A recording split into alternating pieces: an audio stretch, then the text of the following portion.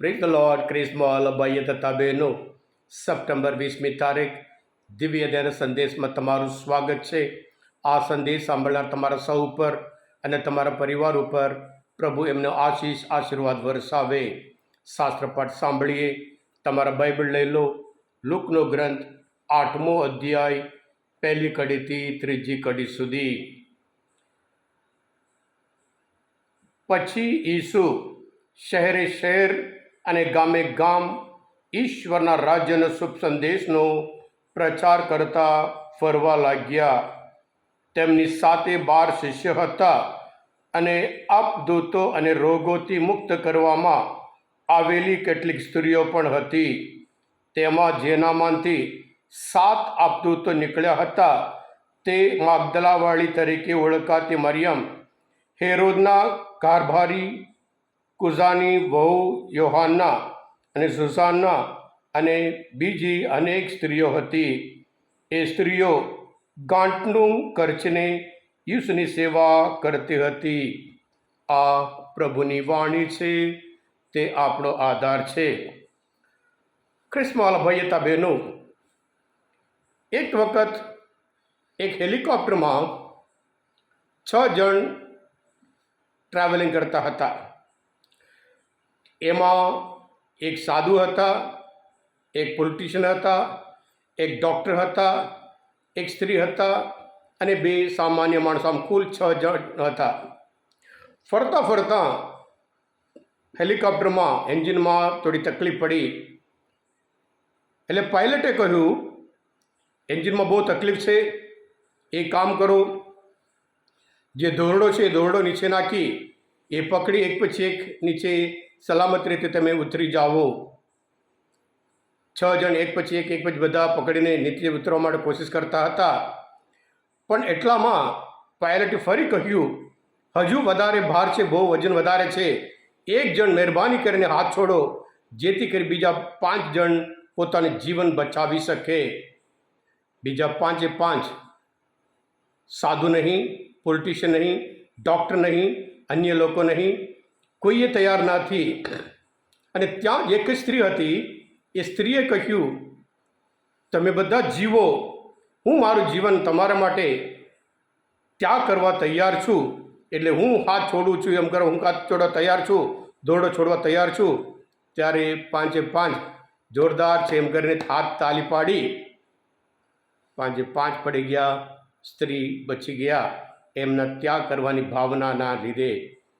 ખ્રિસ્તમાં ભાઈ હતા બહેનો, સ્ત્રી એટલે ભાવના, સ્ત્રી એટલે પ્રેમ, સ્ત્રી એટલે ત્યાગ, સ્ત્રી એટલે મમતા, સ્ત્રી એટલે કરુણા.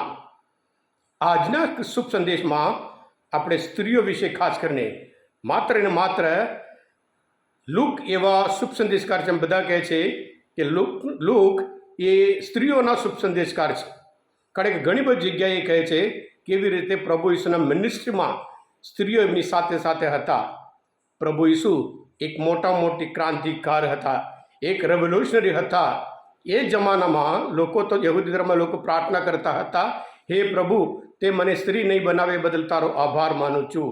એટલા એવી જ રીતે ગુલામ તરીકે તેઓ જીવતા હતા. અવાજ વગરના એ સ્ત્રીઓ રહેતા. એ જમાનામાં પ્રભુ ઈસુ સ્ત્રીઓની સમાનતા લાવ્યા હોય, પોતાના કાર્ય દ્વારા હોય, પોતાના શિષ્યમાં પણ બીજા બધા 12 શિષ્યોનું નામ લખે છે. લુક પણ 12 શિષ્યોનું નામ લખે છે. વત્તા આજના શુભ સંદેશમાં બીજા 3 સ્ત્રીઓ એમનું નામ પણ આ શુભ સંદેશમાં લખે છે. જેથી કરી આ પણ તેઓ શિષ્ય તરીકે પ્રભુ સાથેને સાથે હતા.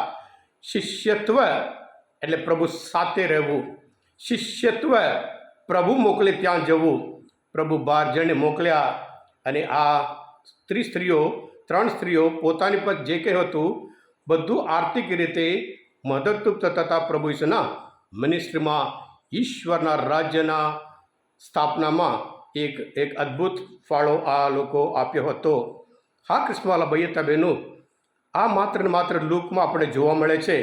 લુકના ગ્રંથમાં અમુક એવી બાબત છે જે 2-3 દિવસ પહેલાં આપણે જોઈ ગયું હતું કે એક પતિ સ્ત્રી પ્રભુ પાસે આવીને પ્રભુને સ્પર્શ કે જાહેરમાં એ જે યહૂદી ધર્મમાં લોકો માની ના કે સ્વીકાર નહીં શકે. જે 12 વર્ષથી પીડાતી રક્તસ્રોત પીડા સ્ત્રી પ્રભુના કપડાને સ્પર્શ કરે છે. પ્રભુ એને કહે છે, બેઠા, તારી શ્રદ્ધાએ તને સાજા કર્યા. અને સાથે સાથે આપણે જાણીએ છીએ યોહાન ગ્રંથમાં 8મો અધ્યાયમાં 11મી કલમમાં કે જે સ્ત્રી કે પાપમાં પકડાયેલી સ્ત્રીને પ્રભુ ઈસુ પોતે કહ્યું, જેણે નિષ્પાપ હોય એ પહેલો પથ્થર એના ઉપર ફેંકે. સાથે સાથે પુનરુત્થાનનો સંદેશ એક સ્ત્રીને મળ્યું હતું, કોઈ પુરુષ નહીં. પણ પિતર જેવા જે લોકો બહુ પરાક બોલતા હતા, અમે આપણી સાથે આવવા મરવા તૈયાર, પદસ્તંભની છે, કોઈ પુરુષ નહીં. આ પિતર બધા જતા રહ્યા, પણ ત્યાં સ્ત્રીઓ ઊભી હતી.